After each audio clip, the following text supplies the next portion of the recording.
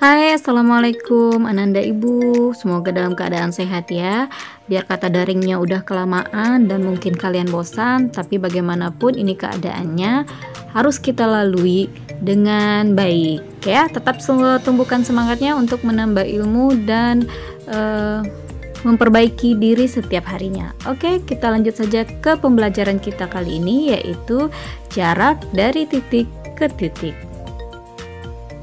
Kalau ngomongin jarak, kita tuh sebenarnya udah tahu banget apa definisi dari jarak. Kita biasa pakai jarak itu di Google Map juga ada. Kalau mau misalnya Gojekan, Maxim atau dan lain-lain gitu ya. Nah, masih banyak contoh lainnya yang ngomongin jarak yang Ibu yakin banget kalian pasti sudah paham ya. Nah, kalau dijadikan definisi, jarak antara dua titik itu sama juga panjang ruas garis yang menghubungkan titik dari titik tersebut. Kita langsung ke contoh soal. Diketahui kubus PQRS TUVW dengan panjang rusuk 5 cm. Coba kita tentukan berapa jarak dari titik ke titik. Kita tahu yang namanya rusuk itu ini ya, panjang garis dari tepian tiap bidang. Nah, berarti jarak titik P ke Q itu sama juga dengan panjang rusuk, yaitu 5.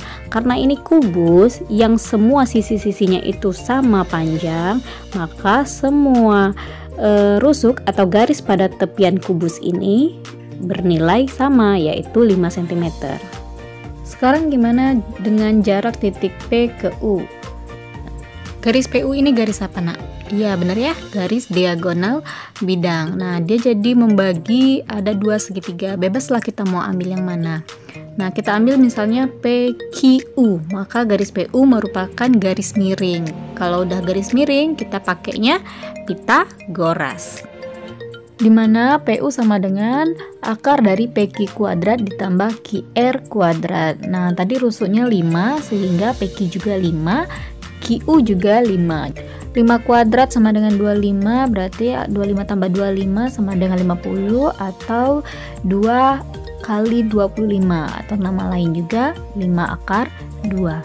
Nah, karena kubus tadi kan katanya sisinya atau bidang-bidangnya itu semuanya sama, berarti panjang semua diagonal bidang di kubus ini juga sama, yaitu 5 akar 2 cm.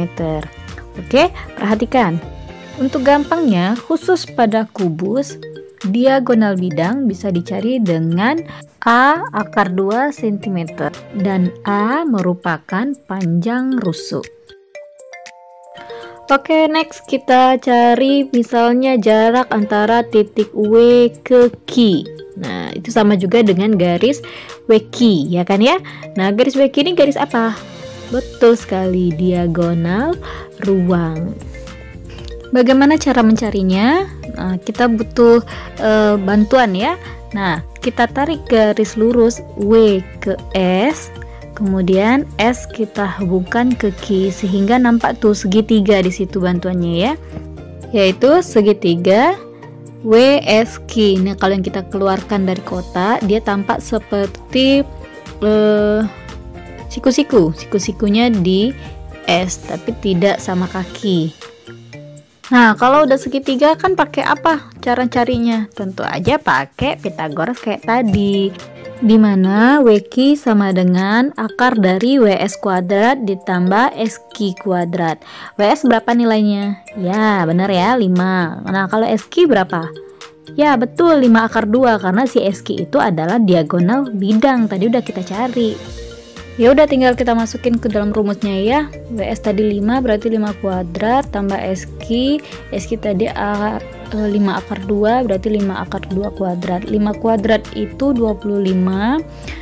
5 akar 2 kuadrat berarti 25 kali 2 50. Nah, sama juga dengan 75. Akar 75 ini 3 dikali 25, jadi 5 akar 3.